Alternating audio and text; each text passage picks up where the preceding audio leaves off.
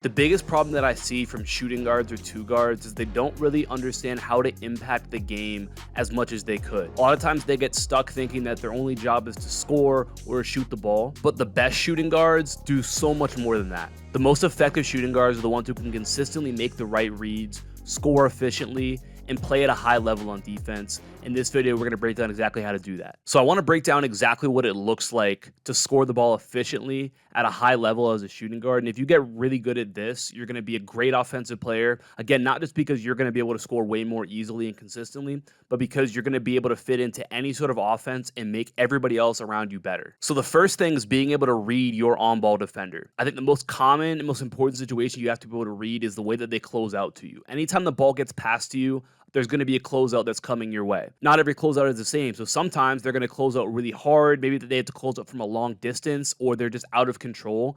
And these are opportunities where you have to look to attack that closeout, get by them, get downhill, get to a paint touch, which is either going to allow you to score or it's going to draw and help defenders for kickouts. But it's super important that you understand, first thing, I see a closeout that I can get by. I see momentum that I can attack. That's an advantage. And when you see an advantage, you have to go at it. And then on the flip side of that, if your defender doesn't close out as hard or they don't close out the full way and they sag off, you have to be able to make that catch and shoot three. So if you get really good at just those two things, being able to attack a closeout and being able to hit a catch and shoot three when you're open, you're already going to be a pretty solid shooting guard just by being able to do those two things. Then the next part of that is understanding what the best shot selection is. I could go into detail about the math of everything and points per possession and all that sort of stuff right there, but the most efficient shots that you can get are number one, free throws, because you're going to shoot that at the highest percentage.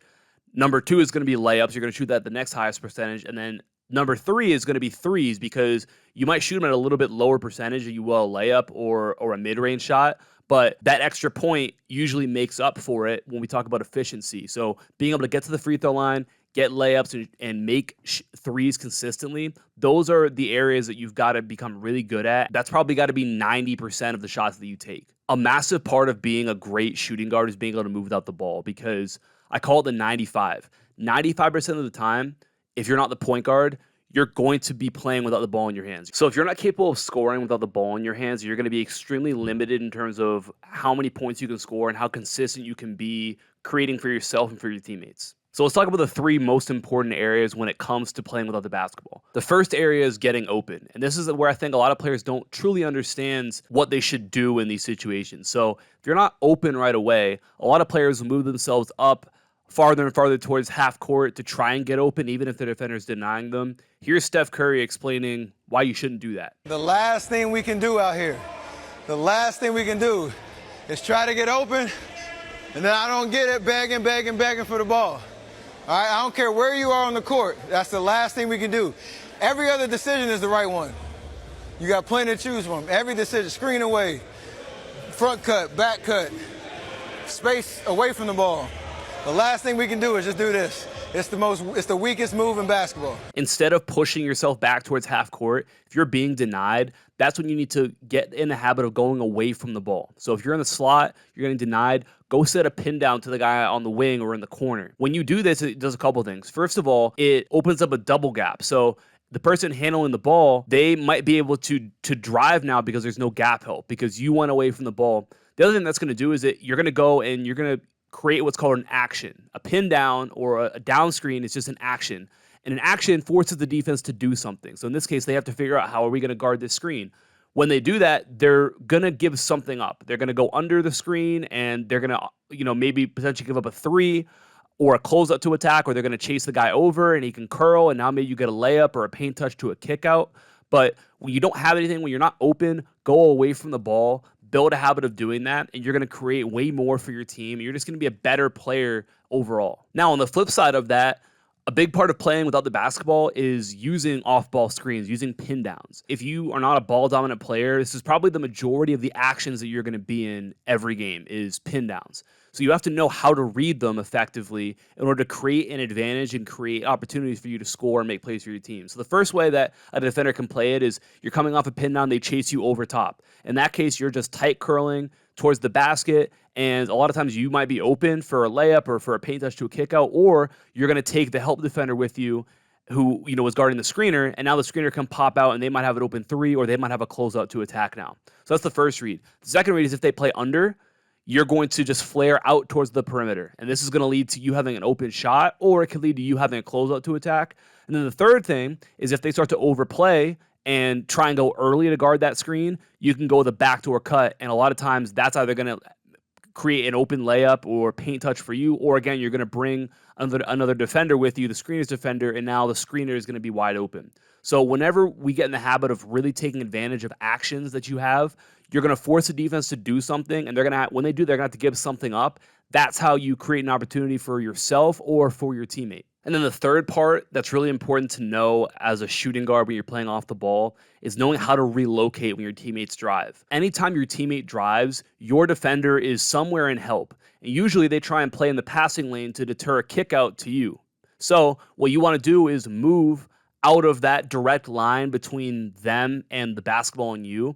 And we do that by relocating. So the general rule of thumb is that if your teammate drives towards the baseline, and you're on the other side, you want to relocate down towards the baseline. And that's how they create an angle for a kick out to you for an open shot or for a closeout to attack. And if they're driving towards the middle, you want to lift up towards the middle, and that is a lot of times going to create that angle for you. Same thing when we talk about a ball screen. So if you're in the corner and your teammate is in the slot or on the wing and they get a ball screen, you want to start to lift up towards the wing, because a lot of times your defender is going to tag in on the roll, just meaning they're going to help.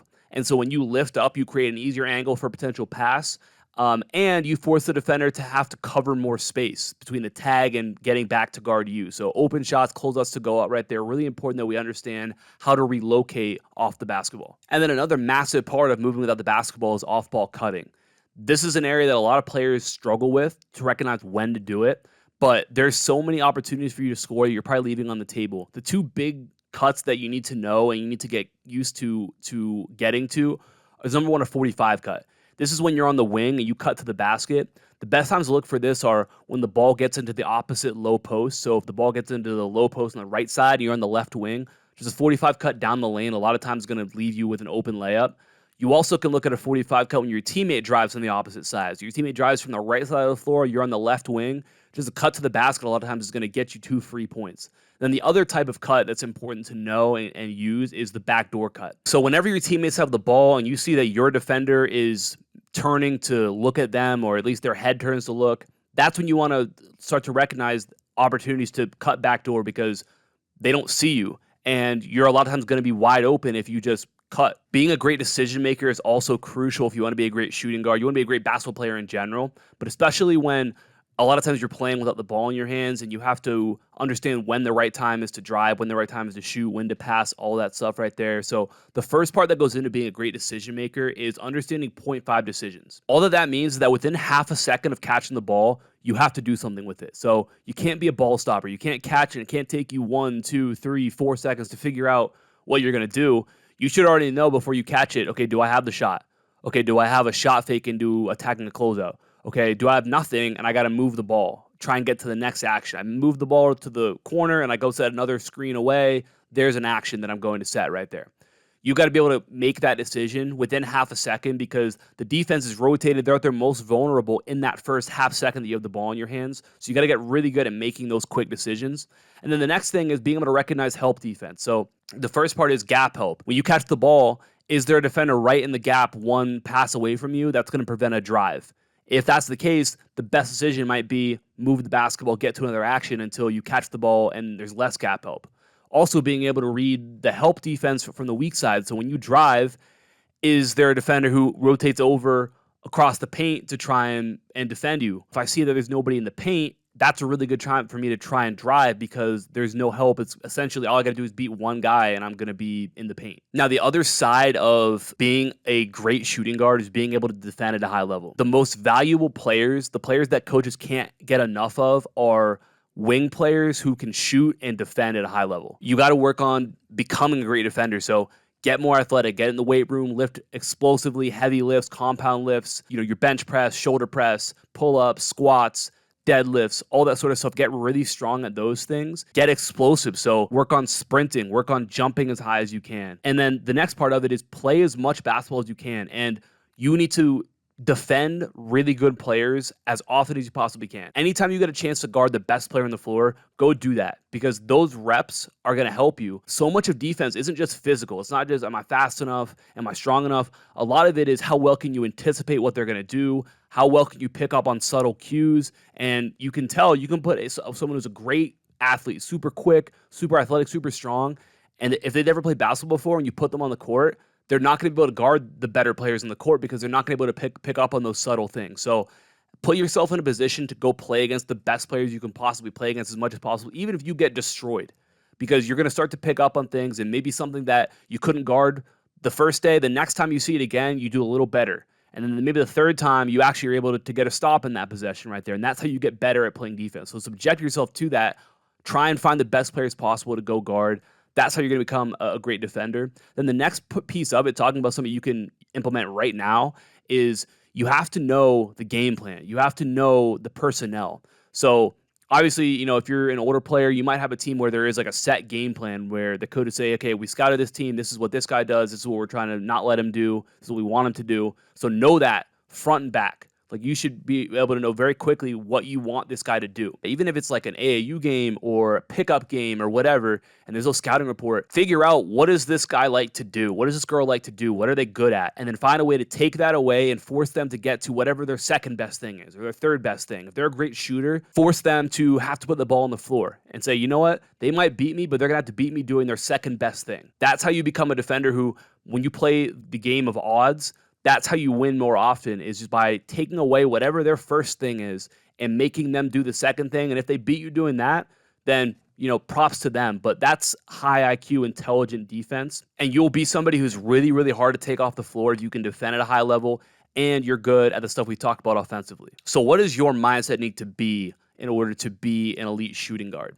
The first thing is you have to be ultra focused on playing the game the right way. You have to consistently make the right decisions. You have to get in the habit of playing in 0.5 decisions, being able to shoot, drive, pass quickly, being able to read closeouts. And then you've got to focus at being really good at playing without the ball in your hands. So getting good at being purposeful with your actions, so reading your pin downs, getting good at recognizing opportunities for off-ball cutting, 45 cuts, backdoor cuts, and you can score 4, 6, 8 points every game just by being really good at doing those things. I think the best way to describe the mindset of great shooting guards is patiently aggressive. You're patient because when you don't have an advantage or an opportunity, you're very good at making that 0.5 decision to move the ball. If you don't have anything, move it, go set another action. If you're being denied and can't get the ball, you go away and set another action for somebody else right there. And you're very okay with not forcing things and not feeling like you have to make something happen every single time you touch the ball. But you're aggressive because as you're patient, as soon as you get that opportunity where a closeout's coming, you have an opportunity to cut away from the ball. You relocate and ball gets kicked to you, you have an open shot, and you hunt those opportunities. And when you have the advantage, when you have a great opportunity, you always go after it and you're ready to execute and make a play in those moments right there. Now, all this stuff becomes easier when you become a better, more skilled player. And chances are there's a lot of things that you're doing or not doing that could be maximizing your development. And you could be getting better at a rate 2 times faster than everybody else around you. I made a free guide taking you through step-by-step how to do that with a full breakdown and a full schedule in terms of what you can do on your off days, when you have school and practice and all the other stuff right there. So if you follow it, you're going to start to get better way faster. And then all this stuff is going to work even better. You're going to become an even better shooting guard. So that's completely free. That's the top link in the description down below. Make sure you check that out. Appreciate you for watching. Talk soon. Peace.